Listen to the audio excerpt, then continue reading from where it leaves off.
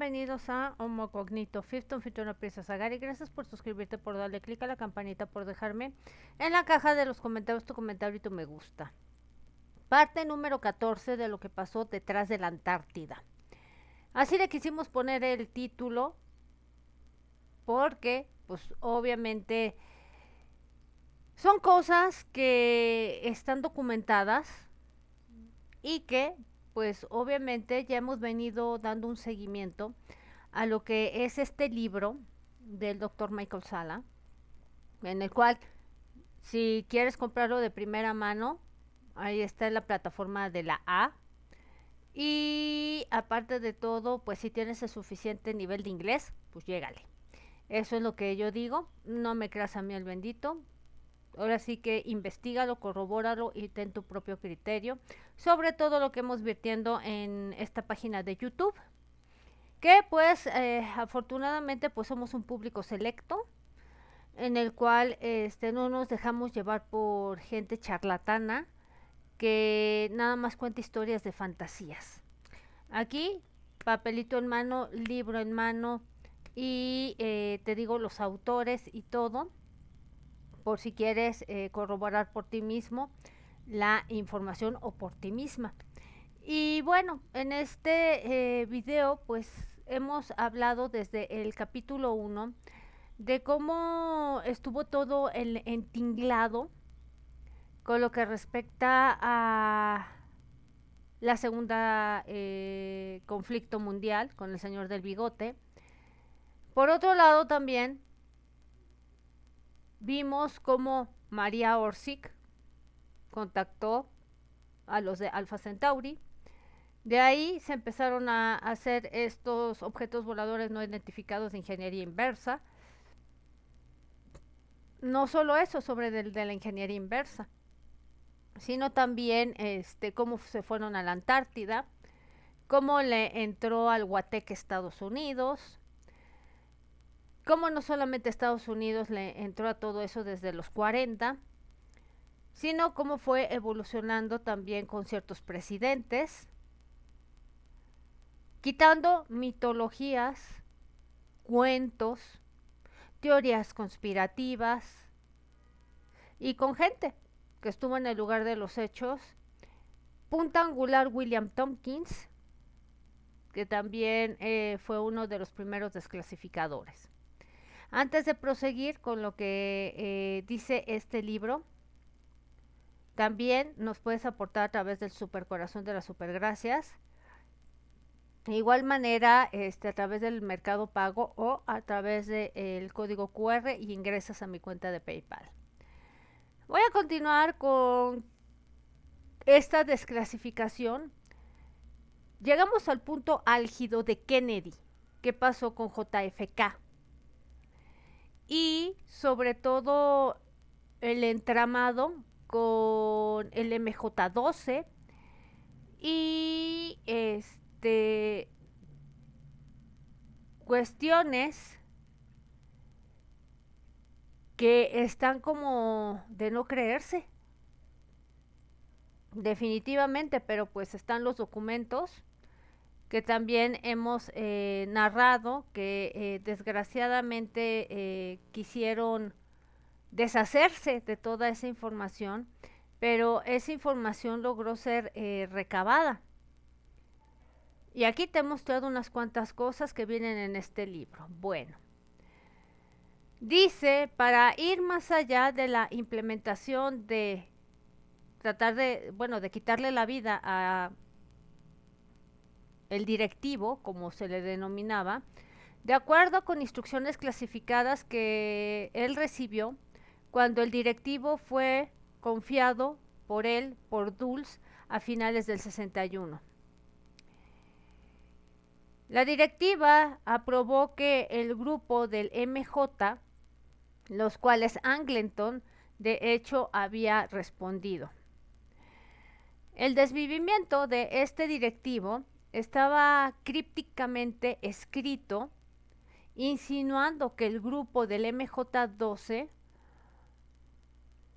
pues iba a hacer todo este tipo de cuestiones. Hubo una cubierta en operativos, como Angleton sabía ese verdadero significado. Angleton fue el que dio órdenes para hacer una asamblea con la corporación de las tres letras y tener un equipo de personas que le pegaran al presidente Kennedy. Ya saben de qué manera, que lo mandaron para la otra vida. De acuerdo con instrucciones crípticas que habían recibido a finales del 61 por el MJ-12, que era un grupito ahí que lideraba, el cual estaba en contubernio con el Cuarto Reich. Y esto asentaba políticas designadas para mantener secretos de que existía la vida extraterrestre y los programas secretos espaciales. El director que apoyó el involucramiento de este corporativo de tres letras, ya saben, la C, la I y la A, en el desvivimiento de Kennedy era debido a estos esfuerzos por compartir archivos de objetos voladores no identificados clasificados con la Unión Soviética, que vienen de un exoperativo de este corporativo llamado E. Howard Hunt. Hunt fue mejor conocido por su papel en todo este conflicto de Watergate. Y esto fue en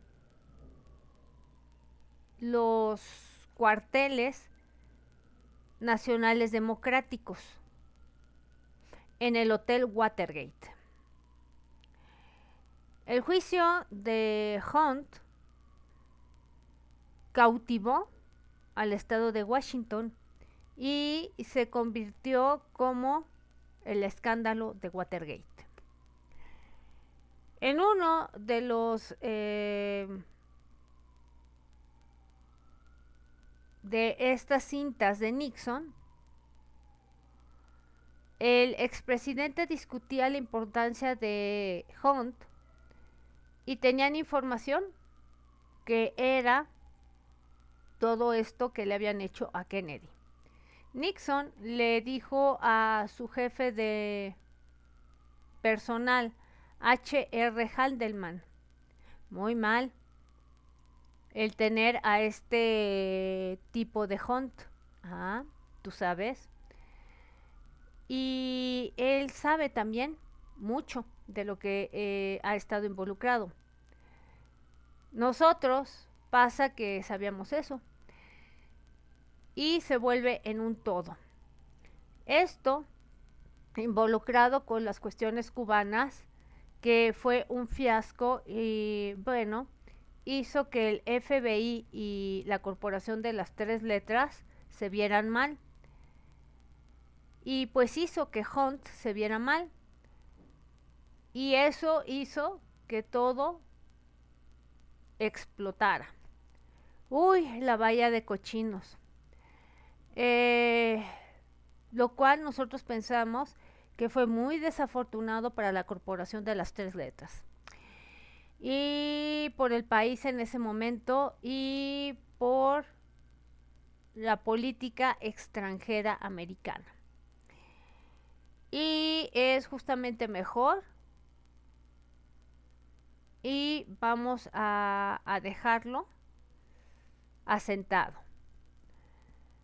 En sus recuerdos, Haldeman después reveló que todo esto de Bahía de Cochinos fue usado por Nixon como código de palabra para darle cuello a Kennedy. Parece que en esas referencias de Bahía de Cochinos actualmente se refería al desvivimiento de Kennedy. La admisión de Haldeman claramente sugería que, hacia el punto de vista de Nixon, fue directamente involucrado en todo esto que pasó con Nixon. Ufa. Y sí, nos muestra un archivo aquí de todo el plan. O sea, yo como les digo que cuando vengo con pruebas, pues documentos existen.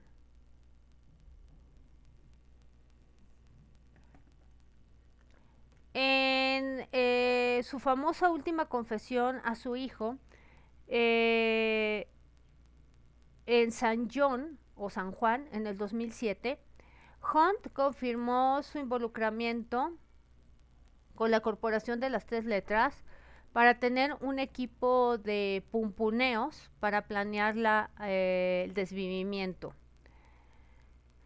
San Juan Hunt discutió estas grabaciones y su confesión en el mes de abril del 2007. El día fue el 5. Esta está en la edición de la revista Rolling Stone. Ahí nos damos cuenta que la gente a veces no le ponemos importancia a donde se debía. Lo que es aún más momentáneo, por lo tanto, es lo que Howard Hunt les dijo al consejero de Watergate legal y amigo Douglas Cady sobre la razón de que por qué se habían deshecho de Kennedy.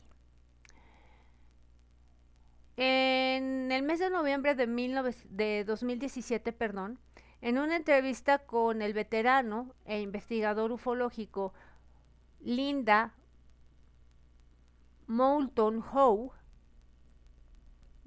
investigadora, corrijo, Cady es la primera vez que públicamente revela lo que Hunt confidencialmente le había confiado a él. Y yo dije, Howard, me dijiste sobre ir a este gobierno cubano y reportes del Comité Nacional Democrático y del desvivimiento de Kennedy. ¿Qué había en los reportes? ¿Por qué Kennedy lo mandaron a mejor vida? ¿Por qué estos reportes son importantes? Howard Hunt dijo que Kennedy lo desvivieron porque le iba a dar nuestro secreto más vital a la Unión Soviética. Y en repetidas ocasiones era nuestro más vital que este secreto se quedara con nosotros. ¿Qué podría haber sido? Howard aprendió más allá y miró a mis ojos y dijo, la presencia alienígena. Él apretó mi mano y caminó para alejarse.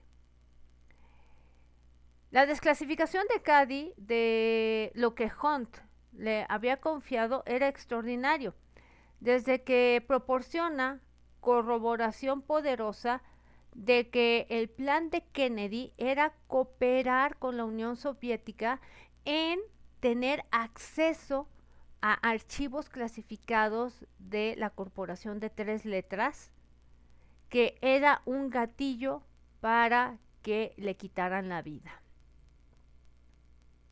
En accesar a este desvivimiento de Kennedy, a la luz del intento de ganar acceso a estos archivos clasificados de ovnis, que entonces allí expondría la existencia del cuarto Wright dentro de la Antártica. Fíjense nada más. En un programa de bases espaciales y sería justo el concluir de que su desvivimiento fue una combinación de factores nacionales de Estados Unidos y que previamente el desconocimiento del factor internacional. Joseph Kennedy había hecho tratos con también la mafia italiana y el Fort Wright para que su hijo fuera elegido. Por lo tanto, el presidente Kennedy, junto con su hermano y abogado Ay, perdón, perdón, perdón. Eh, sigo. Ah, ah, ah. Por lo tanto, retomo, el presidente Kennedy, junto con su hermano, el abogado general Robert Kennedy, perseguían políticas que antagonizaban tanto a la mafia y al Cuarto Reich. Kennedy lo que hizo fue amenazar, exponer no solo que los alemanes estaban en la Antártica en un programa espacial, pero su infiltración,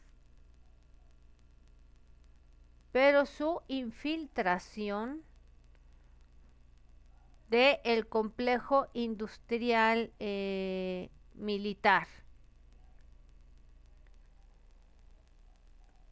El MJ-12 y su grupo tenían la responsabilidad de mantener el sistema en secreto.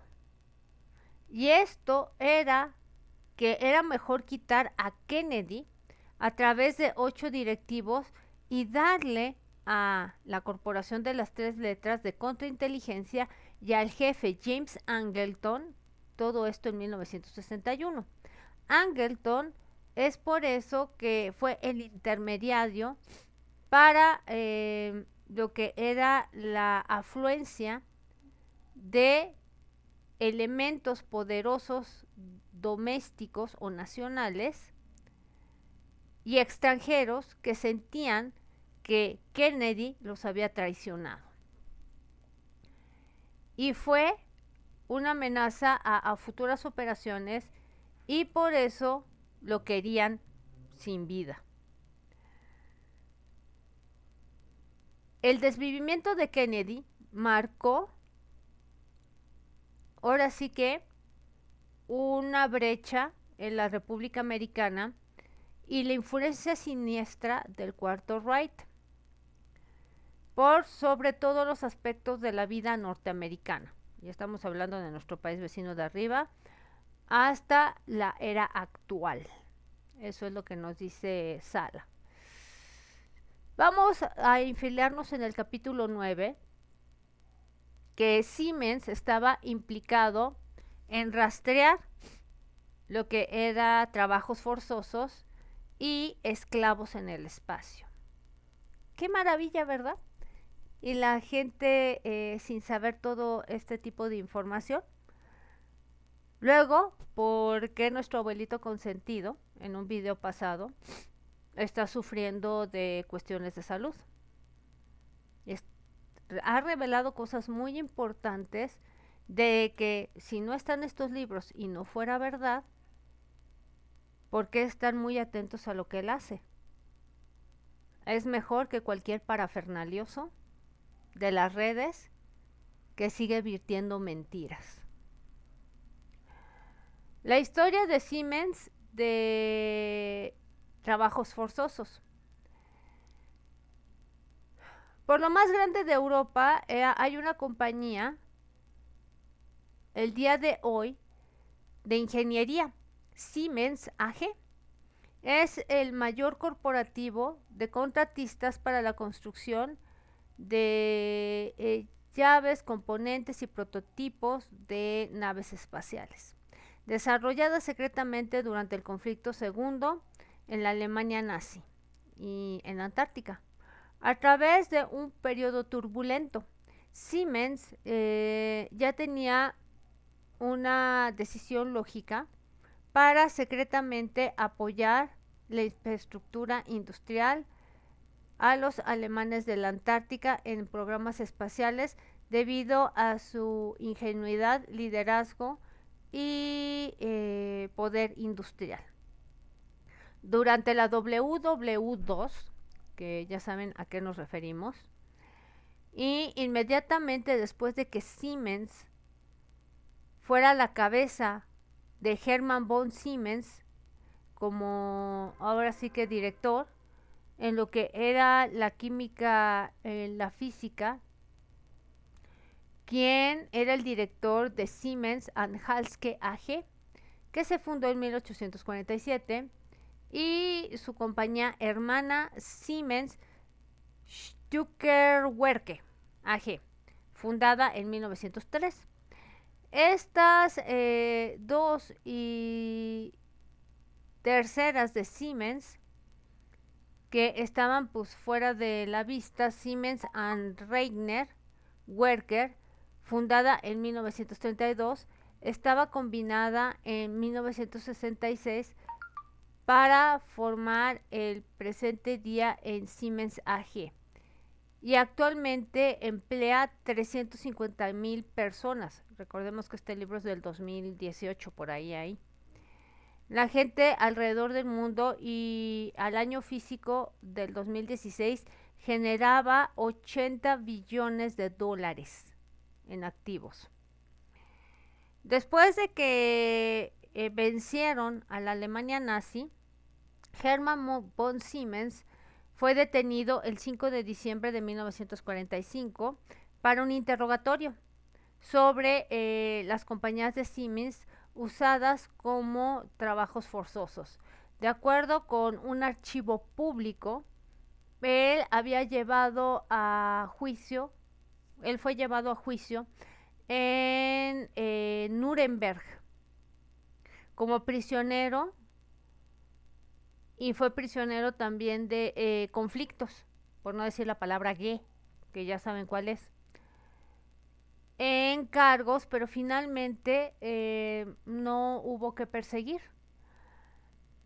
Y supuestamente pues no hubo malas prácticas con el personal que fueran rastreables. Qué conveniente, ¿verdad? Los cargos se desestimaron y él pudo regresar como presidente de la compañía en 1948. Hijo, pues ya saben, así es como reacciona todo este tipo de cuestiones. Espérenme tantito.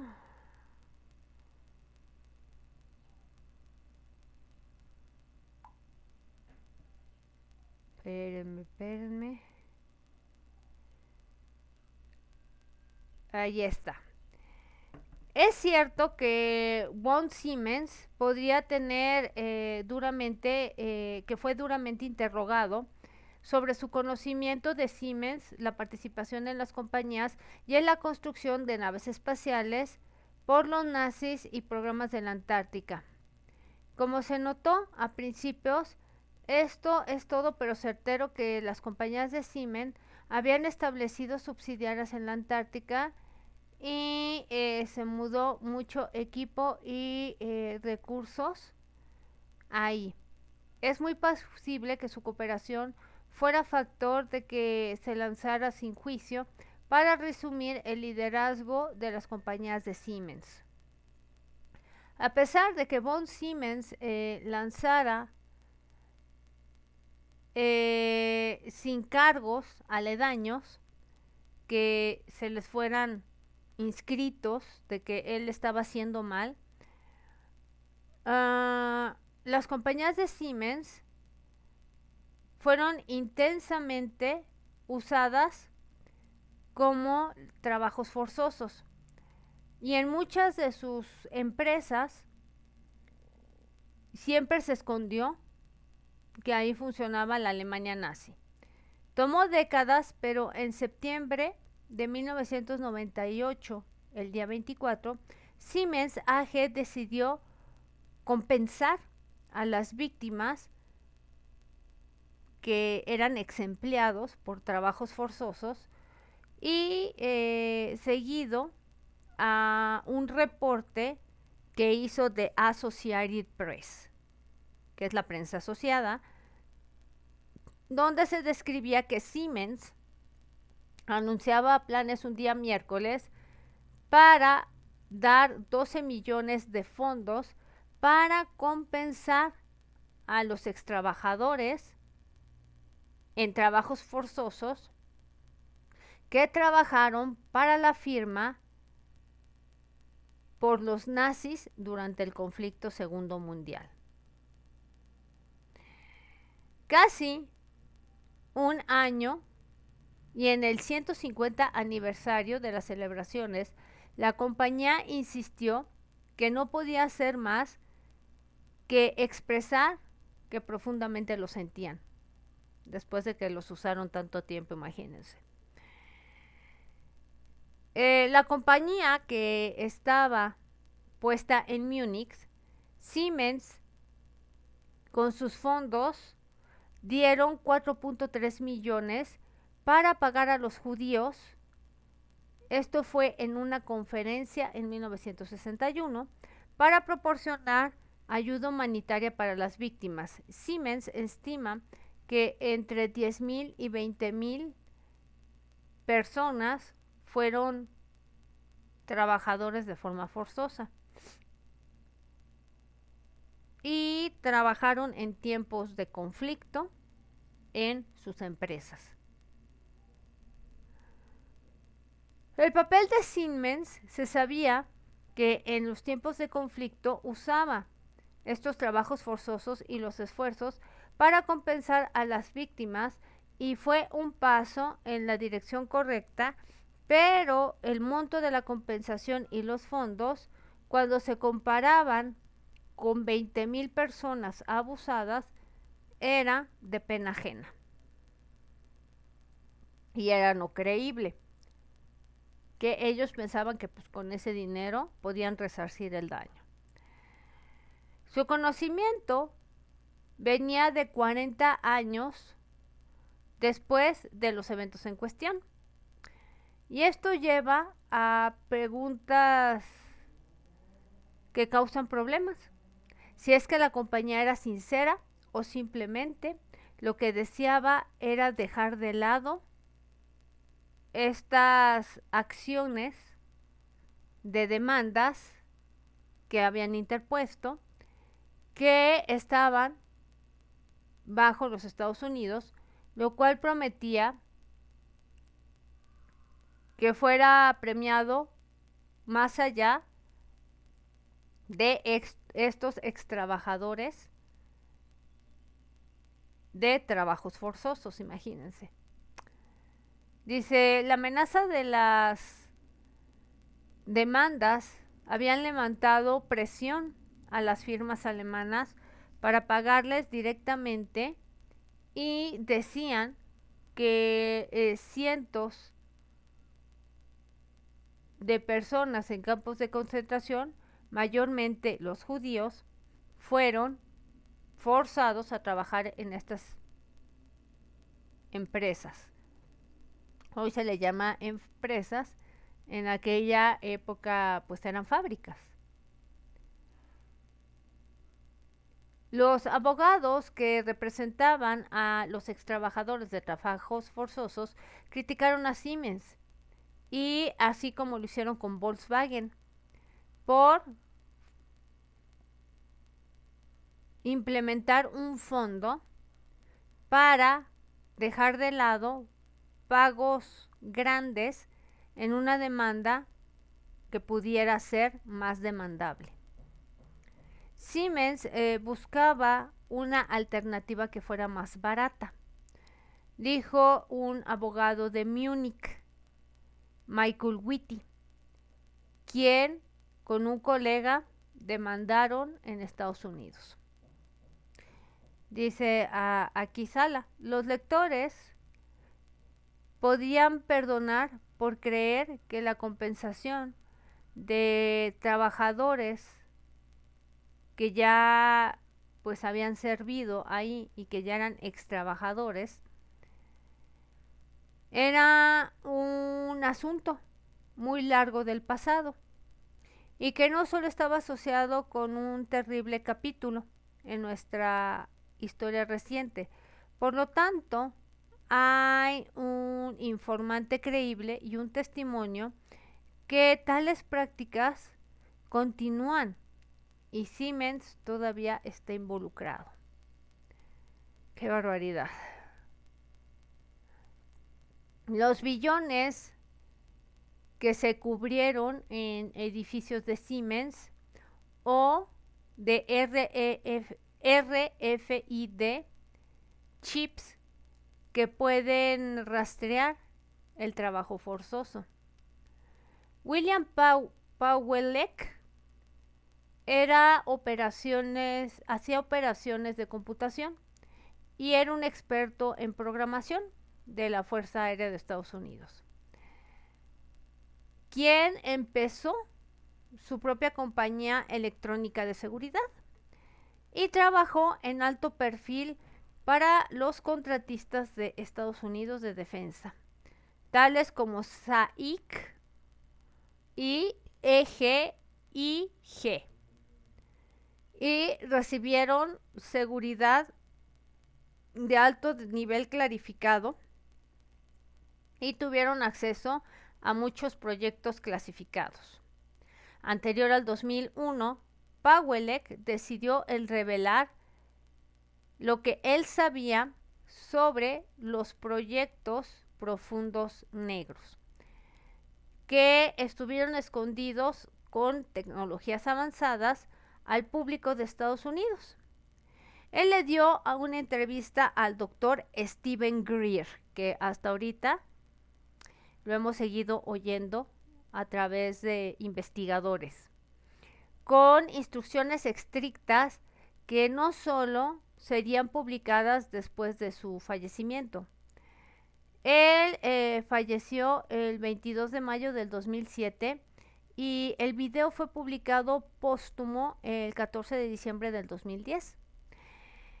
Entre muchas de sus revelaciones era la información con respecto al desarrollo de rastreo electrónico RFID de chips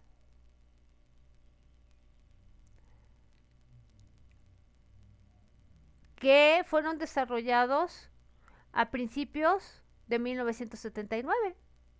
Pawelek explicó la historia de su desarrollo y el papel en la base de Denver, una compañía que jugaba a tener encuentros con agencias de gobierno, las cuales estaban interesadas en usar estos microchips, para que se entienda, para propósitos de seguridad.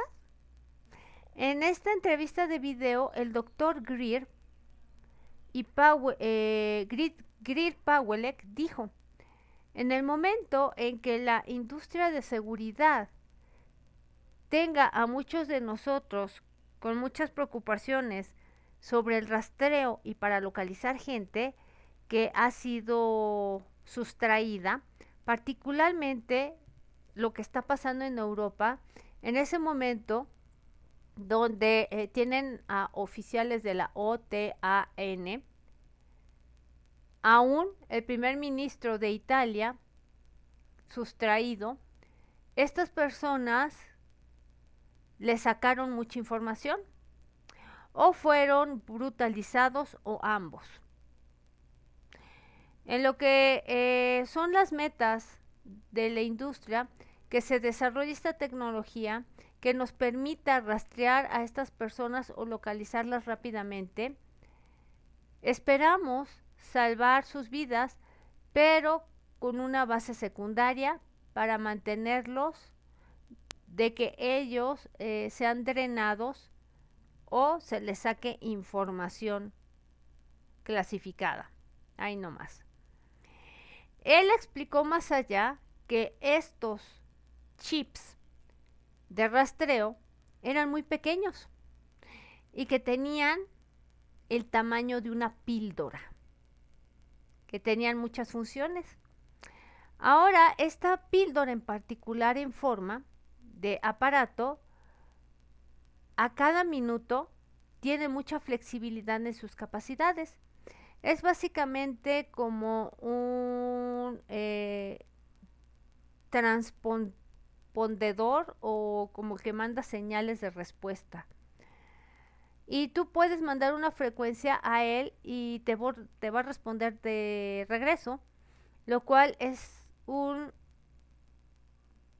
número único, el cual no se puede cambiar.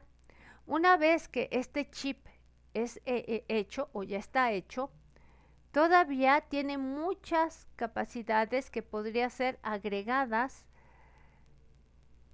como monitorear la temperatura, presión de la sangre, el pulso y también las ondas que salen del cerebro. Y aquí está.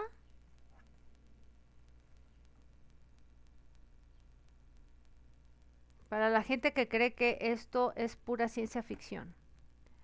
Prontamente demostrando aún más sofisticado que este chip de litio, que se llama Neobat, se hizo en 1984. Ahí nomás para que te des cuenta. El cual podía rastrear de una distancia de 120 kilómetros en el espacio. Pawelek dijo que él había descubierto una compañía pequeña en Silicon Valley que manufacturaba billones de ellos.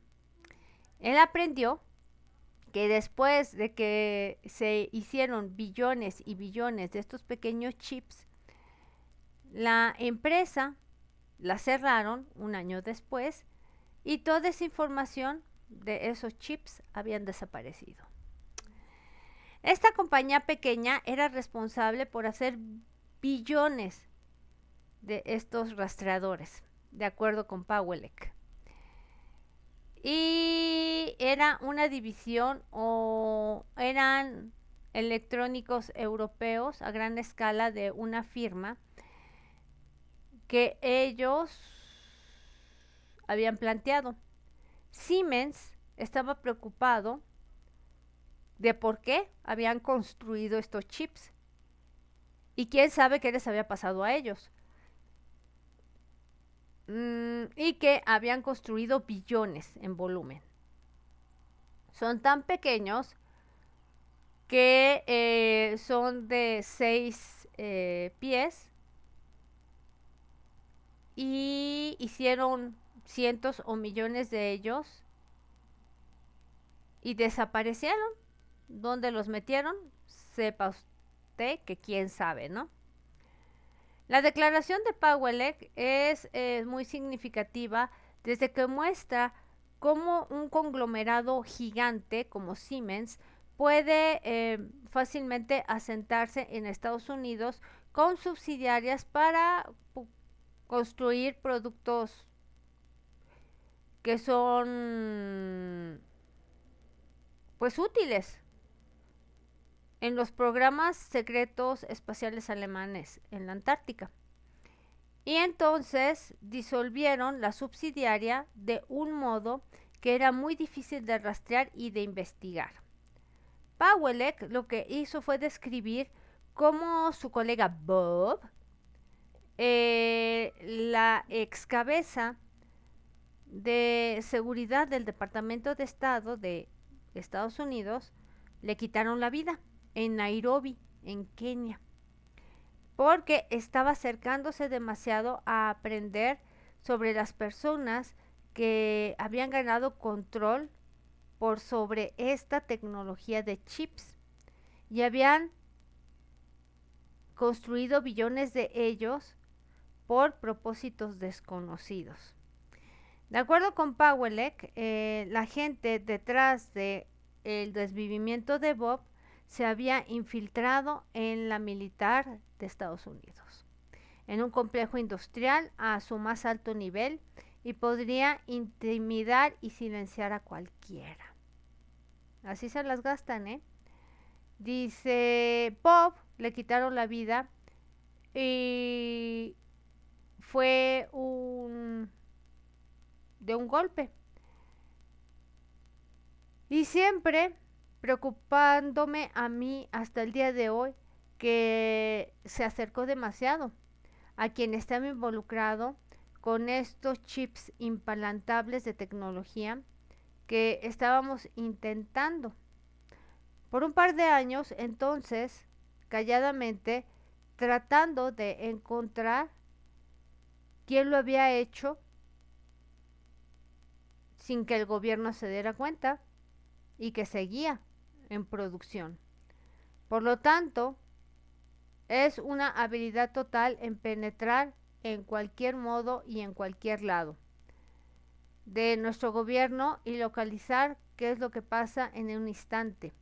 La investigación desde principios de los 80 por mí mismo y con unos amigos indica que por lo menos hay 4 grupos en poder en el mundo y que tienen mucha riqueza más allá de toda la imaginación, que han hecho tecnologías avanzadas y que han tomado varios programas, particularmente los programas oscuros, en conjunto con el gobierno y probablemente con el gobierno ruso y con el chino.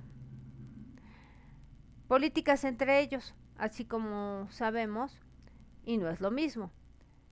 Y ellos tienen sus agendas totalmente de lo que se percibe en nuestra agenda en el gobierno. Y realmente son capaces de rastrear lo que está pasando alrededor y a nivel de un minuto. Aquí Powell alude que el cuarto Reich, el cual había comenzado a infiltrarse por más arriba de los militares y un corporativo de poder en Estados Unidos, desde la administración de Eisenhower. El testimonio de Powell sugiere que la corporación Siemens había adquirido los derechos y el control para esta tecnología de rastreo, que era un chip, construyendo millones de ellos en menos de un año usando subsidiarias de Estados Unidos y entonces arreglando las cuestiones manufactureras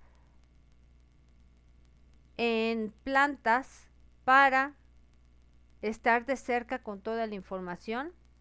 Se desvaneció, igual que estos chips rastreadores. Importante que la corporación Siemens fue asociada con una fuerza de poder y con un complejo militar industrial, el cual fue un intento en, ahora sí que esconder el propósito real de RFID de estos chips.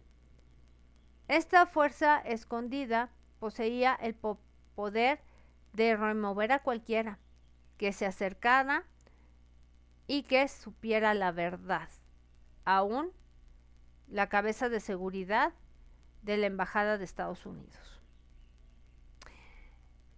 Vale la pena repetir que la mayor función de estos pequeños chips, de acuerdo con Powell, fue el rastrear gente y a monitorear las llaves psicológicas y procesos a larga distancia. Esto lleva a la pregunta, ¿por qué Siemens, esta corporación, necesitaba billones de chips para monitorear a la gente a largas distancias? La respuesta que emerge por lo que ya se ha discutido es que el RFID y estos chips de rastreo necesitaban esclavos en trabajo usados en la Antártica y en las colonias espaciales establecidos por los alemanes en una civilización que ya se había roto. La colonia de la Antártica alemana tenía un extenso número de bases que usaban trabajos forzosos y exportaban, capturaban humanos como esclavos para sacarlos fuera del planeta y usarlos también. Estos individuos únicos y estos identificadores con el RFID y estos chips podrían proporcionar bastantes significados.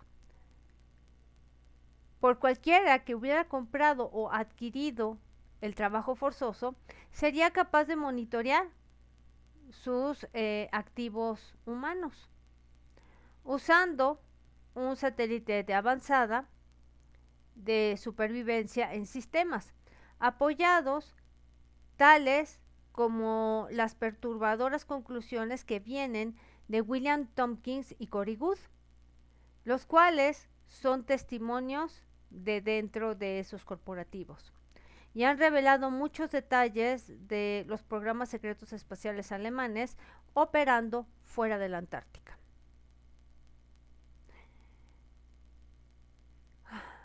Tanto Good y Tompkins dicen que las bases en la Antártica y de los alemanes infiltradas por complejos industriales militares de Estados Unidos usaron la operación Paperclip a científicos y así como se discutió primeramente en este libro, miles de científicos alemanes e ingenieros eran rápidamente rastreables en las posiciones más altas, en los complejos industriales y militares y corporaciones grandes de Estados Unidos que se infiltraron junto con ingenieros liderados del espacio aéreo en compañías también que quedaron ahí en los puestos en Europa, en Japón y donde fuera.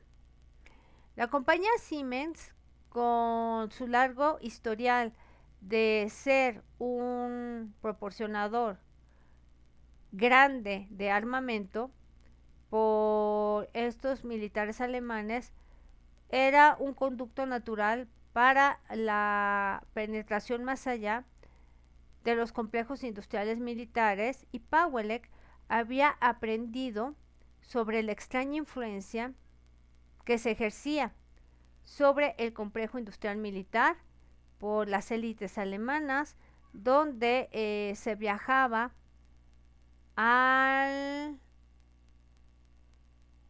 pruebas de Tonopah en rangos para clasificar estos proyectos. Después de que falleciera Pawelek, su esposa Mary Joyce Annie de Rizzo compartió más información de que Pawelek le había dicho a ella sobre el incidente de Tonopah, que realmente era controlar a la militar de Estados Unidos.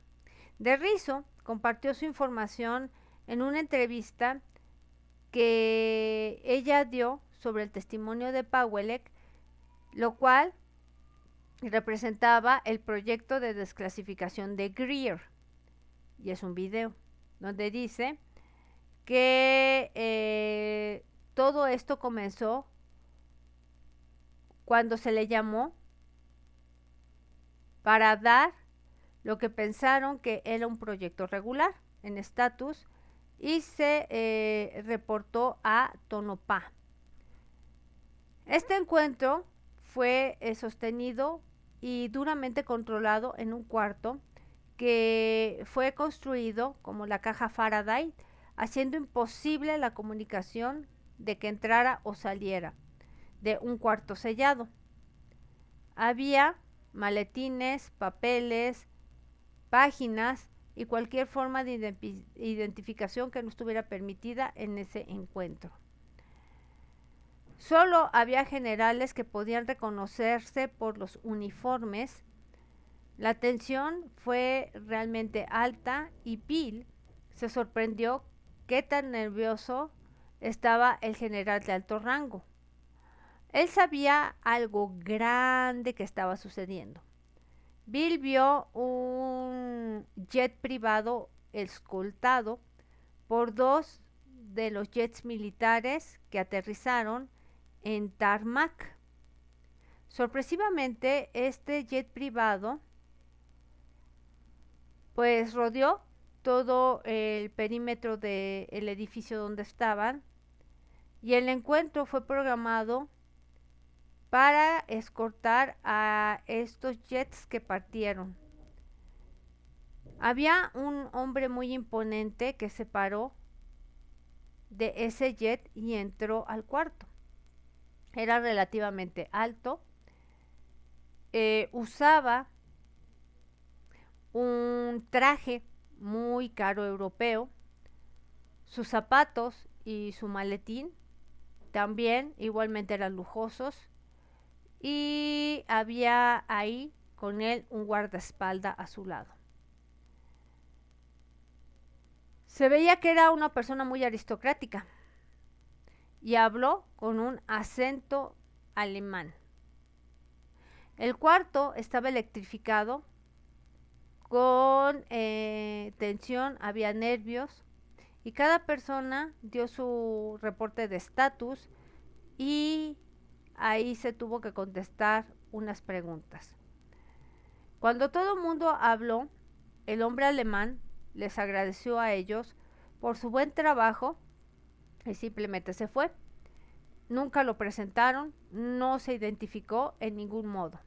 Se cree que era el barón Jesko von Puttkamer, uno de los alemanes que llegó a Estados Unidos con Werner von Braun. Lo que sea que haya pasado ese día, convenció a Bill que los Estados Unidos y probablemente todo el mundo estaba siendo controlado por los europeos. Pero exactamente quiénes eran es la pregunta más grande. Llevaron a Bill y a sus amigos a un viaje para darse cuenta qué era lo que realmente pasaba y después frecuentemente lo cuestionaban, sobre todo a su amigo Jim Mars, quien siempre decía, los nazis tal vez perdieron las batallas, pero ganaron el conflicto. Basado en las entrevistas de Rizzo, Powell creía que los remanentes del régimen nazi habían sobrevivido de la WW2 y que las élites alemanas ahora estaban en control del este de Europa y de los Estados Unidos. El testimonio de Powell y su viuda hace revelaciones significativas y revela que la conclusión final de su marido, quien controlaba finalmente los Estados Unidos en complejos militares e industriales. Notablemente esta conclusión encaja lo que Corey Wood y William Tompkins después revelarían, que muchos científicos talentosos alemanes habían sido llevados dentro de los Estados Unidos bajo la operación Paperclip y rápidamente habían rastreado en un liderazgo posicionándose en la NASA y en las corporaciones de Estados Unidos y en los complejos industriales militares y más generalmente. Esto finalmente toma para nosotros preguntas de cuál era el propósito de la compañía de Siemens que tenía para construir billones de chips para rastrear a humanos a 100 kilómetros en el espacio, 120 kilómetros. Preguntas que también nosotros nos hacemos. ¿Será que todo esto se reformó y hay devices o hay de estos aparatitos más pequeños todavía? Que realmente lo que se rumoraba que pusieron con el bicho loco y la cura, que realmente iban esos rastreadores. Yo se los dejo preguntando porque este libro creo que es bastante revelador. Siemens y el intercambio de esclavos galácticos. En una desclasificación cósmica y en una entrevista con William Tompkins explica cómo los nazis habían usado trabajos forzosos durante la WW2, transfiriendo a ellos a la Antártica y en 2018 todavía usaban estos esclavos. Alemania tiene bases bajo la tierra y todos habían usado esclavos y aún a ese extento, cuando la decisión fue hecha antes que el conflicto terminó y que iban a continuar con desarrollos extraterrestres en objetos voladores no identificados. Y en cada arma de sistemas que fueron construidos y tomaron la producción en instalaciones en la Antártica, pero también trajeron esclavos con ellos. Ahora hay esclavos bajo el suelo y todavía hay en la Antártica. Tompkins describe este intercambio galáctico, pero el negocio de esclavos fuera es un gran negocio y esto pasa el día de hoy. No solo que haya pasado 100 años antes, esto ha seguido pasando desde hace mucho tiempo y necesita ser arreglado. Hay muchas clases diferentes de personas que fueron abducidas por esclavismo, también 3X de esclavos, y en la parte más alta de esto es muy, ahora sí que muy inteligente, o que ellos se salieron con la suya porque valen más. Ellos tienen y creen, y creo 4 o 5 diferentes niveles de personas que ellos abducen. Ellos abducen a personas que son altamente en investigaciones médicas o a niveles corporativos. Ellos abducen a los niveles más brillantes y bajan 2 o 3 niveles, y ellos dicen que ellos tienen ocupado todo esto por secciones. Todo el mundo tiene 2 planetas y entonces deciden a dónde los van a mandar, pero es un negocio masivo y ha pasado por años y no podemos identificar dónde estas gentes han ido. Solo las abducciones normales, no sabemos a dónde fueron, pero más de ellos ya no regresan. Lo único que he escuchado que pocos han regresado. En un correo electrónico, dice aquí este libro, Good sacó el desarrollo de este intercambio de esclavos que involucraban extraterrestres y élites nacionales secretamente en el control de la Tierra y gobiernos y militares. Él dijo que él había juntado a través de una red de corporaciones llamada Interplanetary Corporate Conglomerate, que sería corporativo conglomerado interplanetario, de siglas ICC. Dice, los gobiernos secretos de la Tierra y sus sindicatos descubrieron que hay una gran cantidad de humanos que han sido sacados del planeta por varios extraterrestres, de todos modos. Así es que ellos decidieron encontrar un camino para ganar o tener ganancias de eso y tener el control de lo que la gente había sido sustraída.